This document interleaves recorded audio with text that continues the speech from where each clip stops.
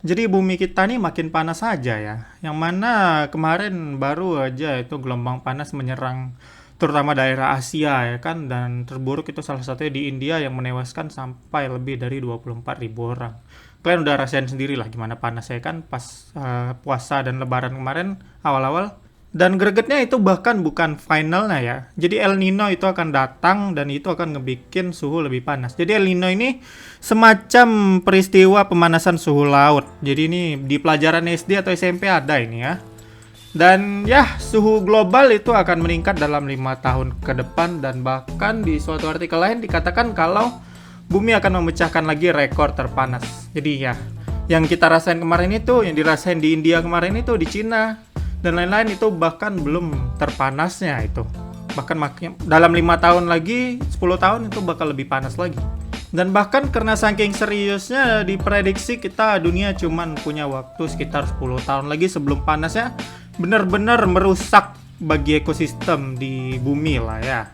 Ya, para ilmuwan-ilmuwan sana lah gitu, ilmuwan-ilmuwan elit ya kan, mereka mengatakan kalau dalam 10 tahun ke depan pemanasan global disebut akan melampaui 1,5 derajat, yang mana itu batas amannya katanya.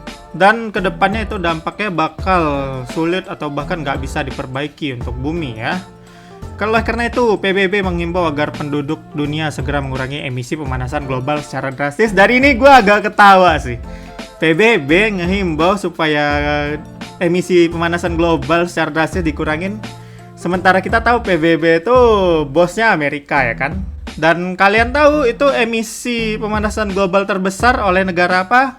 Ya tentu aja emisi karbon itu yang paling gede itu Amerika, yang mana totalnya bahkan hampir 2 kali lipatnya Cina di nomor 2. Jadi seakan-akan ada orang yang mereka itu biang masalah utamanya menyeru kepada seluruh bumi, woi ayo kurangin lah lagi emisi karbon tuh katanya.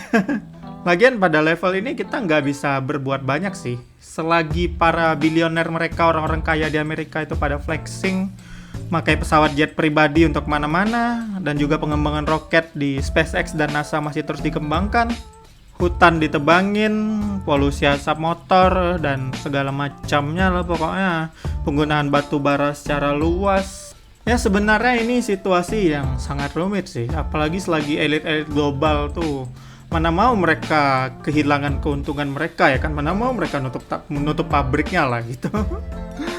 Ya jadi sekalipun diserukan kayak gitu, entah apalah pengaruhnya, paling kita rakyat kecil nanti yang disuruh patuh ya kan, padahal kita pemakaian kita apalah, apalagi kita di Indonesia ya kan, paling listrik juga tarikan 900, nggak juga pakai AC pun di rumah.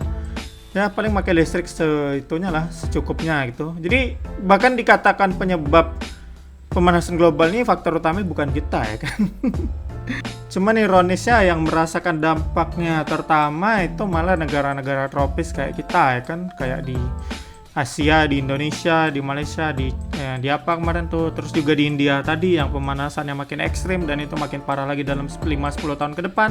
Jadi ya pada akhirnya kita cuma bisa nyimak aja lah, kalau memang panas sekali nanti atau ada bencana yang lebih parah lagi dari apa yang udah terjadi sekarang, ya kita siap terima nasib aja lah lagi. Kalaupun udah mati namanya mati lah. Ya itulah lagi ya kan, apa mau dibilang lagi. Intinya itulah dia. Jadi PBB tadi menyerukan untuk mengurangi emisi karbon. Ya udah kita usahain kurang-kurangin ya kan. Tapi selagi di Amerika sana itu nggak ada aksi nyata, di Amerika, Rusia, Cina itu ya tetap bakal begini aja lah itu. Ya intinya itulah dia yang bisa gue bahas. Gimana tanggapan kalian? Silahkan tuliskan di komen dan sampai ketemu di video lainnya.